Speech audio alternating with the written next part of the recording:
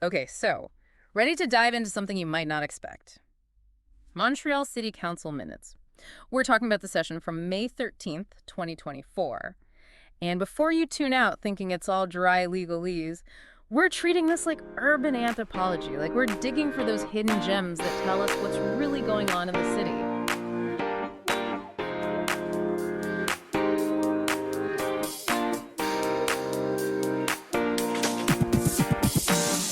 It really is remarkable when you think about it, how these minutes act as like a snapshot of city life. They show us everything. I mean, Yeah. from major policy decisions to these tiny details about, well, you name it. Exactly. And who has time to sift through hundreds of pages of this stuff, right? So you've done the heavy lifting for us. What jumped out at you from this meeting? Well, right off the bat, there's this move to expand Montreal's protected green spaces. Seems like a no-brainer, right? You'd think so, but what's interesting here is how they're doing it. The council specifically approved adding agricultural land to Bois de la Roche Park. Interesting. Why is that significant? It's not just adding a few more trees, right? Exactly. It's strategic. Mm. See, this land links up two previously isolated sections of the park, creating a crucial corridor for wildlife. And this is where it gets cool. Okay. I'm intrigued. If we look back at their report on protected natural areas, it's clear this is all part of a larger strategy to boost biodiversity. They're thinking long-term, you see. Uh-huh. So it's not just about size. It's about creating a more robust and interconnected ecosystem. Exactly. And that kind of thinking, that bigger picture approach, seems to be a bit of a theme in this meeting. Take public safety, for example. Councilmember Miranda brought up concerns about staffing shortages at Police Station 46 in Anjou. I imagine that got people's attention. What was the concern there? They're down 6 officers, apparently. Which might not sound like a lot. Right. But in a district like Anjou, it can have a real impact.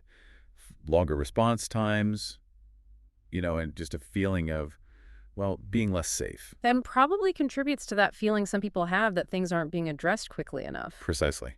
And it didn't stop there. This sparked a broader conversation about safety on public transit, too. Interesting how one issue, in this case, police staffing, becomes a gateway to a much larger conversation. It's like this one issue became a way to talk about feeling secure in public spaces in general. It makes you wonder, are those two topics directly related, or is this a case of one issue highlighting an existing broader anxiety? That's the question, isn't it? Yeah. And that's what makes these minutes so compelling. They give us these little glimpses into these discussions, these microcosms of larger citywide concerns. Okay, so we've got interconnected parks and security concerns. What else was on the council's plate? Well, housing predictably was a hot topic. Specifically, the lack of a rent registry in Montreal. Didn't they promise that? They did. Councilmember de Sousa really put the pressure on the Plante administration, reminding them that this was a campaign promise from back in 2021. A broken promise is never a good look in politics. Were there any updates on when that might change? Unfortunately, no. No concrete timeline was given. But the fact that it was brought up so forcefully in the meeting suggests it's something residents are, well, quite unhappy about. So some tension there, for sure. Let's shift gears a bit. Were there any bright spots in this meeting? Any, feel-good moments? Absolutely. It wasn't all budget battles and scrutiny. The council took time to celebrate the 50th anniversary of Centraide. For those who might not know, can you tell us a bit more about what Centraide does? They're like a central hub connecting people in need with various support services. They work with a whole network of local organizations, tackling things like poverty, social exclusion, youth support. It sounds like they have quite a broad reach. They do. Councilmember Black gave a really moving speech about their impact, particularly in Montreal Nord. They highlighted Centraide's work with at-risk youth, improving living conditions, promoting social inclusion. It was a good reminder that even amidst all the political back and forth, there's a lot of good being done in the city. It's easy to get bogged down in the negative, so that's heartwarming to hear. Were there any other moments where the council came together to address social issues? There was. There was actually a really powerful moment where the council unanimously adopted a resolution to combat anti-Semitism and hate in all its forms. That's incredibly important, especially given, the rise in anti-Semitic incidents we've seen in recent years. Absolutely. And the timing of this resolution was, particularly poignant. It coincided with Yom HaShoah, Holocaust Remembrance Day. So it really, it underscored the city's commitment to remembering the past and fighting intolerance in the present. It's a good reminder that these meetings aren't just about budgets and bylaws, you know? They also reflect the city's values and its commitment to social justice. But speaking of budgets, let's dig into those financial details, shall we? I know those sections can seem a bit daunting to some, but I have a feeling you've unearthed some intriguing nuggets. Oh, for sure. Always. Hmm. These financial reports are like treasure maps, you know? And once you know how to read them, it's amazing. They can reveal all these fascinating insights into, you know, how the city actually operates. Okay, give us an example. What kind of treasures are we talking about here? Well, for example, did you know that over $1 million was allocated to a company called Arborescence? Arborescence. Okay, that sounds vaguely familiar. They specialize in tree care and maintenance. The contract is for services in the city's larger parks. Things like emergency tree removal and, this is interesting, preventative care to help trees withstand, well, climate change. So not just planting new trees, but investing in the long-term health of the existing ones. It makes you wonder, what's the story behind that? Was there like a particular event that prompted this? That's a great question. It's hard to say for sure without, digging deeper, but it could be a response to those increasingly frequent extreme weather events we've been seeing. Who could forget those intense storms last summer, trees down everywhere? Exactly. So maybe this is the city taking a more, how do you say, proactive approach to protecting its urban canopy? Exactly. And it just highlights how these, seemingly mundane financial details can point to these larger trends and priorities. Now, this next one really caught my eye. The city is renewing its membership with Velo Quebec's Velo Sympathique certification program. Vela sympathic, that just sounds very Montreal. It does, doesn't it? Yeah. This program encourages organizations to, really promote cycling, Yeah. implement bike-friendly measures. Which aligns perfectly with the city's ongoing push to expand protected bike paths. It seems like they're really putting the money where their mouth is on this one. And speaking of money, let's talk invoices. Okay. This is where things get really, really granular, but trust me, it's worth it. For instance, there's an invoice from Subtilt International AV and Broadcast Design. Okay, that does not sound very Montreal to me. What do they do? They specialize in audiovisual systems. They were contracted to replace the audio system and scoreboards at the Claude Robillard Sports Complex. Wow. So we're talking about everything from protecting vast urban parks to upgrading the sound system in a sports complex. The scope of these minutes is pretty incredible. It really is. And you know what? Sometimes it's these seemingly insignificant details that can reveal the most interesting stories. Remember that sewer repair we talked about earlier? The one for that very specific address, 9395 McCulloch Avenue. How could I forget? It's been bugging me ever since. Well, I did a little digging, and it turns out that this address, it's right in the middle of a neighborhood that's been dealing with chronic sewer backups for years. So what appears to be a pretty, minor repair in the minutes might actually be the culmination of years of resident complaints and infrastructure issues. Precisely.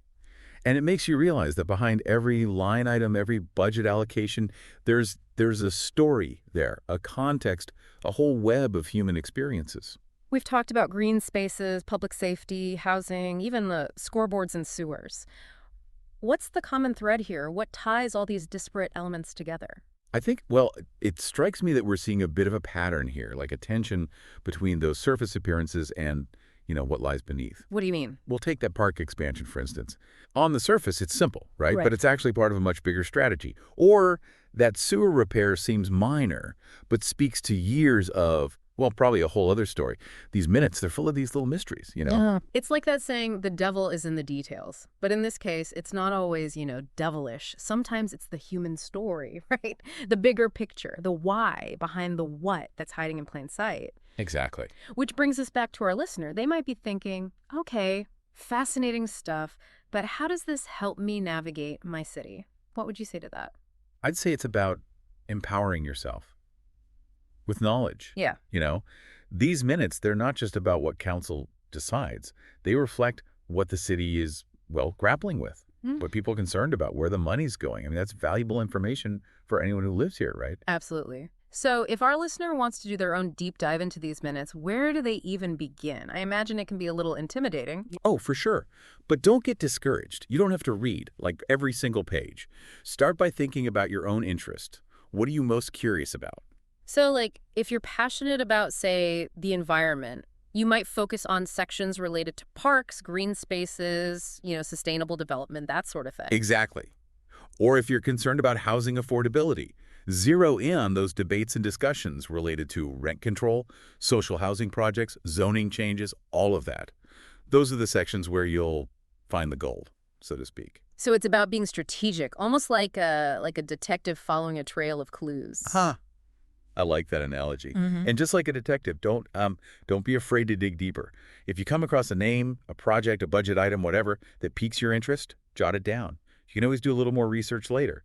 Now, let's be honest, these minutes can be pretty dense. Any tips for our listener on how to, navigate the more technical sections? My advice.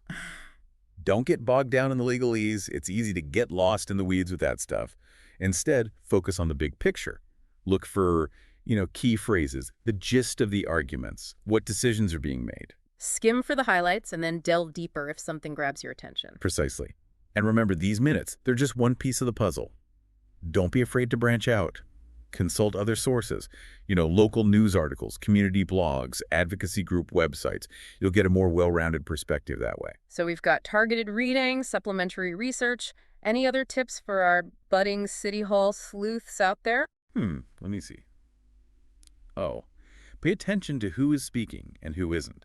Which council members are, the most vocal on certain issues? Whose concerns are being addressed? And just as important, whose perspectives seem to be missing from the conversation. It's about reading between the lines, understanding those power dynamics at play. Absolutely. And remember, these local issues are often connected to much larger trends and policies at the provincial or even national level, right? So, try to connect the dots. See how the local and the global intersect. This has been, wow, really eye-opening. We started with something as, let's face it, seemingly mundane as city council minutes. And look at us. We've uncovered a wealth of insights about Montreal, its priorities, its challenges, even the forces shaping its future. It's pretty amazing when you think about it. It really is. Yeah. It just goes to show the most fascinating stories can be found in the most unexpected places. You just have to know where to look. And that knowledge, well, that's power. The power to understand, to engage, and ultimately to shape the city we want to live in. So, to our listeners, next time you see those city council minutes land in your inbox, don't just hit delete.